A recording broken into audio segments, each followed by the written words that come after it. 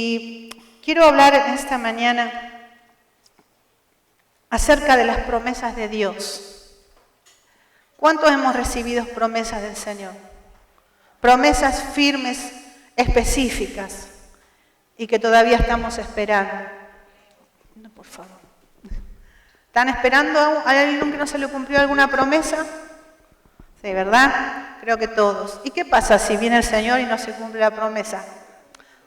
Se cumplirán los cielos, porque la promesa principal de Dios a nuestras vidas ha sido el pacto que Él nos ha hecho, y esa es la vida eterna. Esa es la promesa. Es la promesa de Abraham, de un pacto eterno. Dios le dijo a Abraham: yo haré un pacto contigo, seré tu Dios. Ya está, hermano, podemos ir a casa, tenemos todo cumplido. Porque Dios dijo: seré tu Dios. Hermanos, estamos llenos. Como dice el apóstol, vosotros estáis llenos, sin mí reináis. Porque esa es la promesa del Señor. Seré tu Dios. No te dejaré, no te abandonaré. Cuando pases por las aguas, yo estaré contigo. Por los ríos no te van a negar. El Señor promete ser nuestro Dios, aún con la posibilidad de que nosotros le demos la espalda. Él no dejará de ser nuestro Dios, porque su pacto fue un pacto eterno. ¿Y quién lo selló en la cruz? Nuestro Señor Jesucristo. Pero quiero que vayamos a Génesis capítulo 15, donde Dios promete un hijo a Abraham. Después vamos a ir al momento en que lo llaman, el capítulo 12, pero quiero hacer énfasis aquí en algo. Dice: después de estas cosas, siempre hay que leer el contexto. Nunca podemos sacar un texto de su contexto, porque es un pretexto para algo personal, ¿sí? Siempre tenemos que leer los textos dentro de su contexto. Dentro de estos textos hay un contexto, y son los capítulos anteriores y los que vienen. Por eso dice: después de estas cosas, viene hablando de otras, dice: vino palabra del Señor a Abraham. Abraham, no Abraham, sino Abraham, así, ¿no? Derecho viejo. En visión, diciendo: no temas, Abraham. No temas, yo soy tu escudo y tu galardón grande sobremanera. Génesis capítulo 15, no sé si había dicho el texto. Génesis 15:1. ¿Qué teme Abraham? Porque cuando leemos más abajo, y Abraham dijo: oh Señor, Dios mío, ¿qué me darás? Puesto que yo estoy sin hijos, y el heredero de mi casa es Eliezer, este damasceno, este de Damasco. ¿Qué temía Abraham, hermanos? Puntualmente. ¿No tener hijos?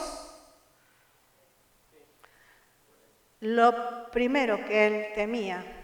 Fíjense, ahora sigamos al capítulo 12.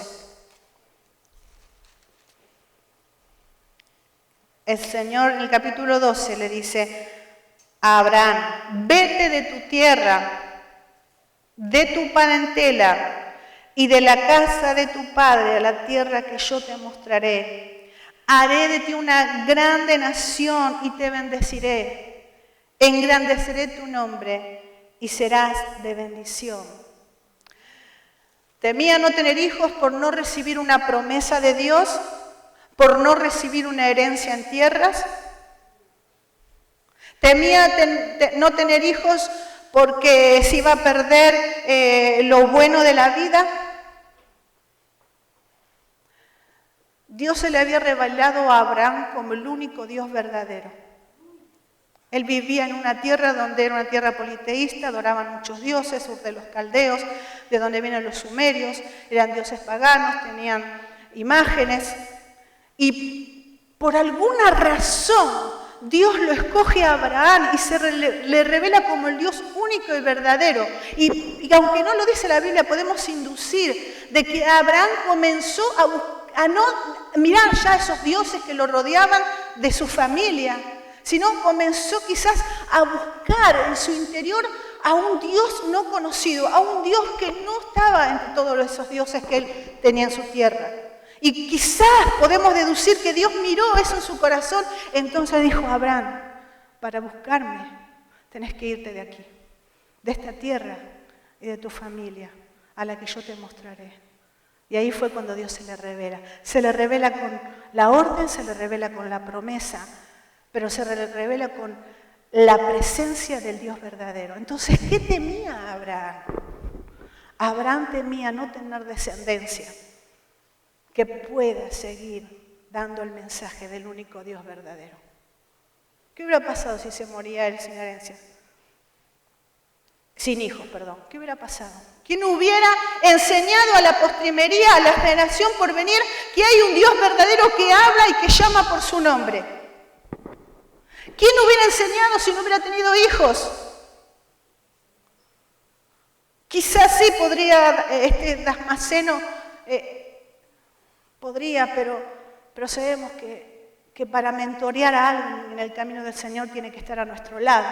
Que para enseñarle a un niño tenemos que empezar desde abajo, para enseñar los caminos del Señor. Que para enseñar a los discípulos tenemos que hacer lo que hizo Jesús, tenerlos al lado. Y Abraham miró para sus costados y no tenía a nadie. ¿Quién iba a llevar el mensaje del Dios único y verdadero, el que le dijo, vete de tu tierra y de tu parentela? Y fíjense, volviendo al 15, que el Señor le dice, no temas, Abraham, no temas, yo soy tu escudo. ¿Por qué le dice Dios, yo soy tu escudo? Porque además el tener hijos, vieron que dice la Biblia que el que tiene hijos, cuando vengan los enemigos a la puerta, ¿qué va a pasar? Sus hijos los van a defender. Abraham ya era un hombre grande, ¿quién no? Entonces Abraham, el Señor le dice, Abraham, no temas, yo sé lo que hay en tu corazón. No temas porque yo soy tu escudo. Y por haberme creído y por tener esto en tu corazón, va a ser grande el galardón. Hermanos, ¿qué tememos en esta vida? ¿Qué tememos no tener? Cantábamos una canción que decía, tú eres el centro de mi vida. Si Dios no es el centro de nuestras vidas, entonces no tenemos nada, porque todo lo demás es paja. Porque como venimos a este mundo, nos vamos a volver a este mundo. Pero una vida sin Dios no tiene sentido. Una vida sin Dios no tiene color. Una vida a quien sujetarse, a quien someterse, a quien obedecer. Una vida que no tiene a Dios en su vida no tiene propósito, aunque tenga muchos planes y muchas metas. No tiene color, no tiene un fin último. Y el fin último de todo ser humano es Dios. Lo dice toda la palabra. Aún en el libro de Eclesiastés, que siempre lo catalogamos como un libro de escépticos, el fin del hombre es Dios. Entonces en el versículo de 2 de Abraham dijo, oh Señor, Dios mío, ¿qué me darás? ¿Qué me darás para yo no temer? Porque si yo no tengo hijos, ¿quién va a seguir proclamándote? Porque dice la Biblia que Dios creyó a Abraham y le fue contado por justicia. ¿Y cuál es la justicia que le fue contada a Abraham? La misma que la nuestra. ¿Creímos para salvación? ¿Creímos que nuestros pecados fueron perdonados? ¿Creemos que somos salvos? ¿Creemos que vamos a ir al cielo? Esa es la justicia por la cual la fe de Abraham. Nosotros somos los hijos de Abraham. Lo dice la palabra del Señor. Entonces, era obvio que Abraham temía no tener hijos. Pero Dios conocía en su corazón. Y hermanos, nosotros, si hay algún miedo que debemos tener, es el de perder la presencia y la mira del Señor delante de nuestros ojos. Puesto los ojos en Jesús, el autor y consumador de nuestra fe. Ese es el temor de nuestras vidas. Todo lo demás viene por añadidura. Por eso la palabra de Dios, Jesús dijo que debemos primeramente buscar el reino y su justicia, el reino de Dios, y todas las cosas serán añadidas. Todas las demás se nos van a venir, nos van a caer de arriba, por así decirlo. Hay una demanda, ¿no? Hay una demanda, pero fíjense en que el Señor, Él le dice, Señor, ¿qué me darás? ¿Qué va a pasar con mi vida? ¿Qué pasará con Sara? Pero aquí vino la palabra del Señor en el versículo 4 y le dice, tu heredero no será este, no tengas miedo, va a salir de tus entrañas, Él será tu heredero. Y hay algo precioso de la palabra del Señor, que es cuando Dios nos da promesas, Dios ilustra la ilustran las promesas que nos da el Señor. Nos muestra indicios de las promesas. No es que el Señor nos promete algo y ya está, porque para recibir una promesa del Señor hay que creerle. Pero para hacerla factible hay que caminar sobre la promesa, no me la tengo que olvidar. Yo tengo que caminar, es como este caminito, ¿no? Yo camino por este caminito que es la promesa que el Señor me ha hecho. Y para caminar por la promesa, dice la palabra de Dios, que tengo que tener un camino delante mío. Y es el camino del Señor. Porque a veces decimos, no, yo me aparté porque el Señor me prometió y nunca me lo dio. Pero ¿seguiste caminando por el sendero de esa promesa? Porque Dios no nos va a dar la promesa en otro sendero, nos va a dar en el sendero que Él nos marcó. Lo vamos a ver ahora, en un rato, cómo el Señor le muestra a Abraham cómo va a cumplir su promesa y le ilustra. Y el Señor nos muestra, no es que nos deja ciegas, no es que nos pone una venda y ya. Cuando nosotros hacemos promesa a nuestros hijos, las tenemos que cumplir. Pero ¿qué pasa con nuestros hijos? Tienen que caminar sobre esas promesas. Tienen que seguir, porque si no la promesa se va, no está. Hay un cumplir de parte nuestra. Y el Señor lo lleva afuera y ¿qué le muestra? Las estrellas, ¿verdad? Dice, mira al cielo y le pide algo imposible. ¿Cuántos han intentado contar las estrellas? Cuando ya iban por la 20, volvíamos a empezar porque nos habíamos perdido. Le pide algo imposible. Y sí, el Señor a veces nos va a pedir cosas imposibles. Pero no para decir, no como para juguetear con nosotros, sino para que veamos que solamente Dios es el que puede hacer que las promesas sean factibles en la vida. Y le dice, cuéntalas. Si te es posible, contarlas. Así será tu descendencia. Lo maravilloso de esto es que él tuvo, bueno, por el lado de Ismael, pero el hijo de la promesa de Isaac tuvo uno solo. No, que Dios con 5 panes y 2 peces hace maravillas. ¿Sí o no? A veces, Señor, no tengo, no puedo, no soy, no me alcanza. Sin embargo, la baguette está todos los días en la mesa. ¿O no? Porque Dios es un Dios que nos puede decir, mira, hace esto, y no, bueno, Señor, ¿cómo lo voy a hacer? Pero de pronto, cuando menos nos damos cuenta, Dios tiene las cosas ya finiquitadas, ¿no? Sacadas del horno y lista para dárnosla. Y saben que el Señor, cuando le da esta promesa, le dice en el 6, Abraham creyó en el Señor y le fue contado por justicia. Hoy hay fe en la tierra.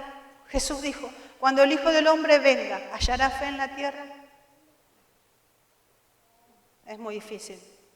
¿Saben dónde empieza la fe en el ser humano? Lo estaba leyendo en Primera de San Juan, capítulo 2, cuando dice, os he escrito a vosotros niños porque conocéis al Padre. Ahí habla de los, en Primera de Juan, no la vamos a tocar, pero habla de las, primero dice, os he escrito a vosotros hijos porque habéis sido perdonados, está hablando del perdón, ¿no? De la salvación. Y después divide en las 3 partes del ser humano. Cuando se es padre, cuando se es joven y cuando se es niño. Empieza por padre, porque habéis conocido al Padre. Está diciendo la experiencia de vida, les llegó a conocer al que es desde el principio, así, al que habéis conocido desde el principio. Porque luego de un caminar con Dios, vamos conociendo. Ahora voy entendiendo un poquito más al Señor, que no es que lo conocemos así.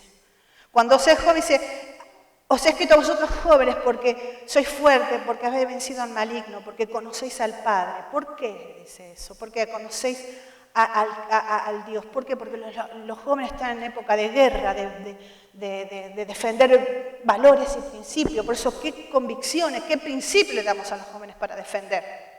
El aborto, la identidad de géneros.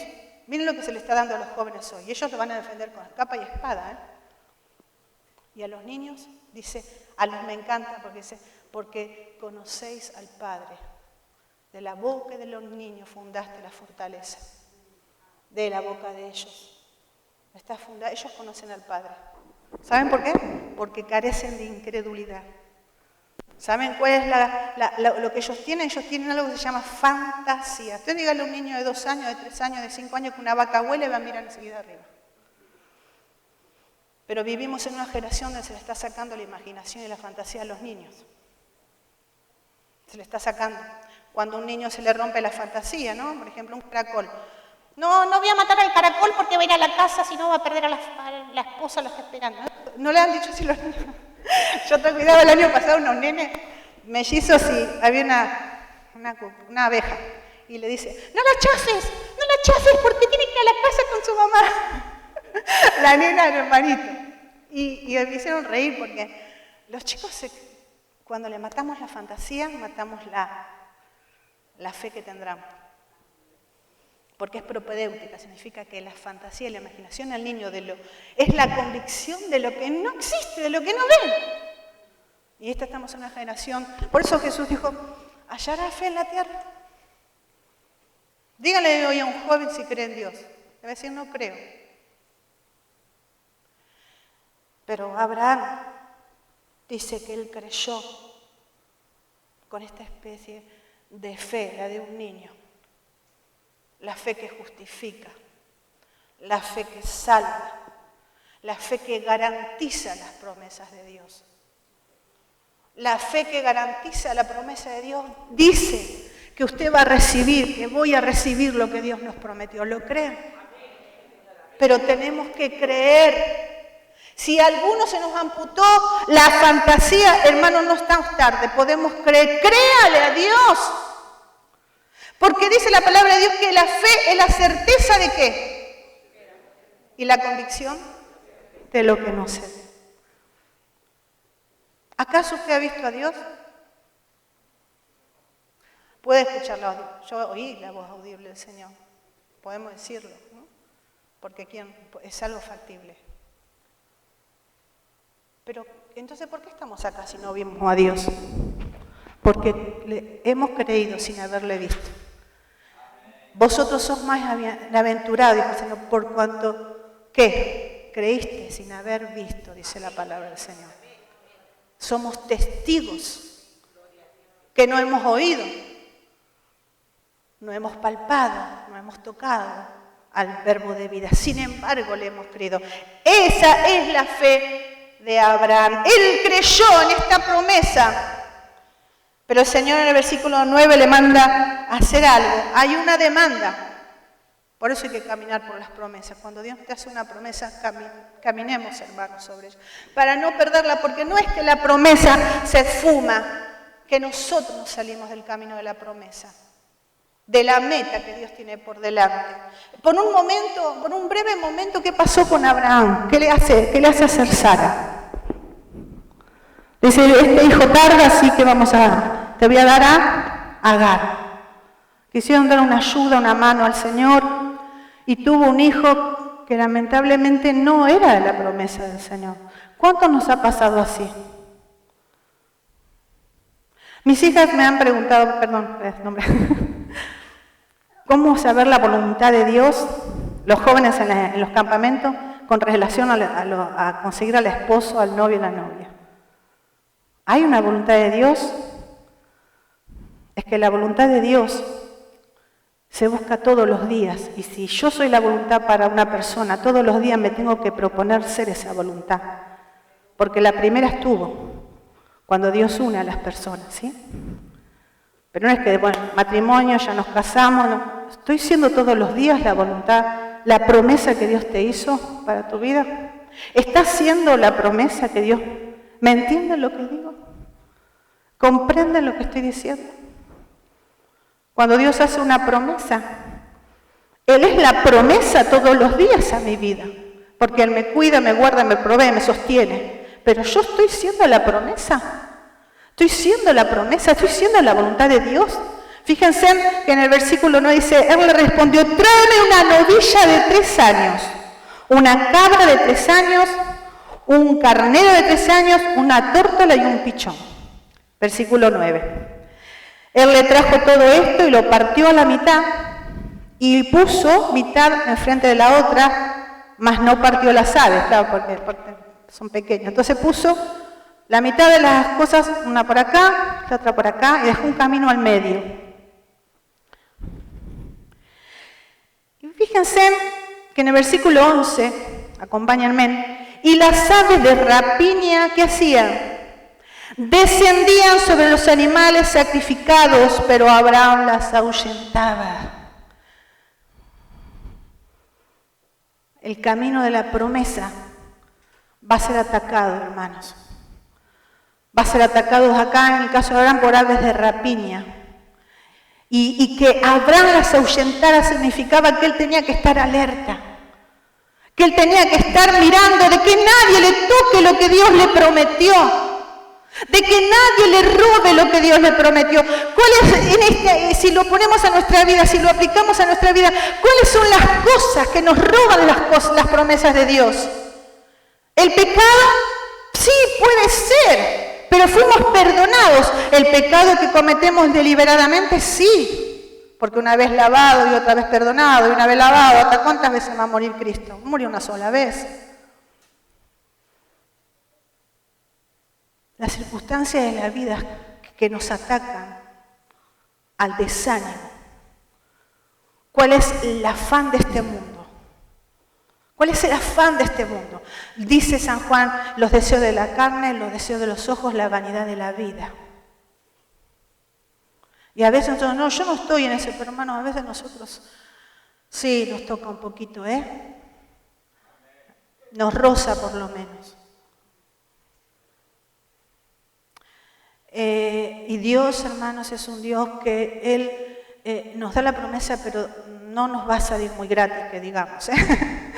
No, Dios no nos la va a dar todas para que nosotros nos sentemos y ya nos caiga todo de arriba. Dice, Abraham las ahuyentaba, y sucedió que a la puesta del sol, claro, toda la noche cuidando, se cansó y entró en un profundo sueño. ¿Nos hemos de cansar? Sí, porque somos humanos.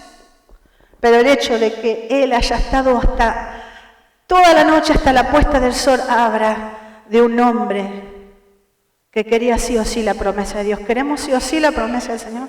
¿Las queremos sí o sí? ¿O a las 3 de la madrugada palmamos? ¿O a las 5 de la madrugada, ahí, un ratito antes del amanecer, tiramos la chancleta, ¿no? Algunos estamos esforzándonos. ¿Qué decía Pablo? No sea que habiendo sido heraldo a la postre, termine condenado, ¿no? A veces es solo un chiquitín más, un pelín, como dice acá, ¿no? Más. Dice que cayó un profundo sueño, versículo 12. Y aquí que el terror de una gran oscuridad cayó sobre él, en debilidad, ¿no? En el sueño, en debilidad, cuando yo no teníamos fuerza, él dijo, si yo soy tan débil que el sueño me vence, ¿cómo voy a soportar si se viene algo más grande? Tuvo un terror, sintió el terror de una gran oscuridad, porque hermanos, Dios no nos va a pedir algo más de lo que nosotros podamos dar. Y Dios permitió que él sintiera ese terror de esa gran oscuridad que parecía, no, fíjense, nunca les ha pasado de soñar que están muy cansados y que tienen que hacer algo y el cuerpo, no pueden levantar el cuerpo, ¿no les pasó? Y a mí me ha pasado y yo digo, ¿pero qué pasa? En el sueño el cuerpo no me responde y es como que la mano no se... Y me entra una sensación de inoperancia y me despierto, era un sueño. Creo que a algunos todos nos ha pasado, ¿no? Y él sentía esa sensación y no tenía fuerzas para poder ahuyentar esa oscuridad que cayó sobre él. Pero Dios le dijo en el 13, ten por cierto que tus descendientes serán extranjeros en una tierra que no es tuya, donde serán esclavizados y oprimidos 400 años. Fíjense, la promesa de Dios viene también con la revelación de que no todo nos puede ir bien en la vida. El terror que él sintió era patente, era real, es para que él esté alerta, es decir, Vivimos en un mundo contingente, accidentado, donde el mal físico, moral, natural existe y un terremoto, tiró todo. Hay una enfermedad, nos fuimos al hospital. Alguien nos hizo un daño, un mal moral, terminamos desanimados. El mal está siempre, ¿no? En la oscuridad rondando. Pero el Señor le estaba mostrando y le estaba revelando. ¿Por qué? Porque Él defendió la promesa toda la noche con su vida. Porque las aves de rapiña pudieron haber atacado primero a Él y una vez que lo hayan finiquitado, terminar de comer el pacto. Pero Él se quedó toda la noche y por ese quedarse, por eso estar alerta. En la oscuridad Dios le dio y le dijo a Abraham, por cierto, vas a atravesar pruebas, vas a nacer esclavizados, tus hijos, tu descendencia. Qué terrible, ¿verdad? Que le digan un futuro así. Mas yo, versículo 14, juzgaré a la nación, la cual servirán. No se la van a llevar de arriba, Abraham. Te defenderé. Acordate, soy tu escudo y soy tu galardón. Hermanos, aunque haya situaciones que debamos atravesar, la primer promesa, tu escudo y tu galardón, descansan sobre nuestras vidas. Amén. Por eso dice la palabra de Dios en 2 de Corintios 1:20. Vamos a la palabra, 2 de Corintios 1:20.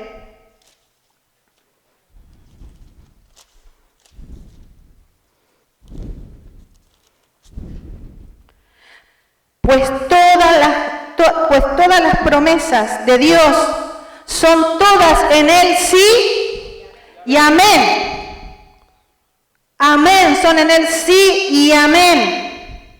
Están selladas por el Señor. Están selladas. Cuando Dios hace promesa, Él nos manda a caminar sobre ellas, a cuidarlas con nuestras vidas. Pero si son promesas de Dios, no necesitan ser cuidadas. Sí, necesitan que velemos por ellas, porque nos han sido dadas a nosotros, no al vecino, no al mundo. ¿Cuál es esa promesa? ¿Cuál es ese pacto? Fíjense en lo que le dice el Señor en el capítulo 17. Cuando Abraham tenía 90 y... ¿hay edad para las promesas de Dios? No. El Señor le apareció y dijo, yo soy el Dios Todopoderoso. Anda delante de mí y sé perfecto. No habla de una perfección como nosotros de Dios, sino de una integridad, de un acabado, de algo bien hecho. Anda delante de mí. Yo estableceré mi pacto contigo y te multiplicaré en gran manera. Y entonces Abraham se postró sobre su rostro y Dios habló con él diciendo, en cuanto a mí, aquí mi pacto es contigo. Mi pacto es contigo y serás padre de multitud de naciones. Y fíjense en lo que el Señor le dice en el versículo 9, una vez que le cambia, en el versículo 7, antes de cambiarle el nombre, le dice, estableceré mi pacto contigo y con tu descendencia después de ti por todas las generaciones, por pacto eterno de ser Dios tuyo. Esa es la promesa. Puede haber muchas promesas en el camino. Nosotros como familia, como en lo particular, hemos recibido promesas del Señor en el servicio, en el ministerio. Están ahí, las protegemos, las guardamos, si el Señor quiere cumplirlas acá o donde sea, o en la vida venidera, la vida eterna con el Señor, como Dios quiera. Pero el primer pacto con nosotros es ser nuestro Dios. Y si hacemos pacto con Dios, de que Él sea nuestro Dios, todas las promesas vendrán a nuestras vidas. Por eso a los niños, a los adolescentes, en esta mañana, hagan pacto con Dios, de que Dios sea su Dios. A los jóvenes, de que Dios sea tu Dios. Porque cuando tomo ese pacto que el Señor ya nos dio, ¿no? Este es mi pacto, ¿no? Así, y nosotros de acá, sí, Señor, lo tomo. Hago factible el pacto de que Dios sea mi Dios, mío, mi Dios, mi propiedad. Entonces Dios puede decir que también soy suyo. Y venga lo que venga. Todas las promesas habidas y por haber, aun cuando dice como Hebreos que algunos murieron sin haberla visto, pero el hecho de haber recibido una promesa significa que somos parte del séquito divino. Somos familia de Dios. Y la vida no es esta vida, ¿eh? Acá estamos de paso, esto es un viaje, somos extranjeros y peregrinos. Miren, somos extranjeros. Las promesas son para la tierra prometida. Amén. Hermanos, que el Señor les bendiga, que podamos defender las promesas del Señor, Que podamos ser la promesa de Dios también día a día, la voluntad de Dios día a día. Que podamos tenerle a Él como nuestro Dios, mirarle a Él y ponerle sobre nuestra vida, que Él sea el centro, para que nosotros podamos cumplir lo que Abraham tanto temió. Abraham decía, si me muero sin hijo, ¿quién van a hablar del Dios vivo? Ese es nuestro cometido. Tener descendencia, pero no a la física, ¿no? Ser mentores, discípulos, preparar. ¿Por qué enseñamos? ¿Por qué llevamos a los niños arriba? Para que ellos aprendan del Dios vivo y ellos lo lleven a otros. Que el Señor les bendiga, hermanos.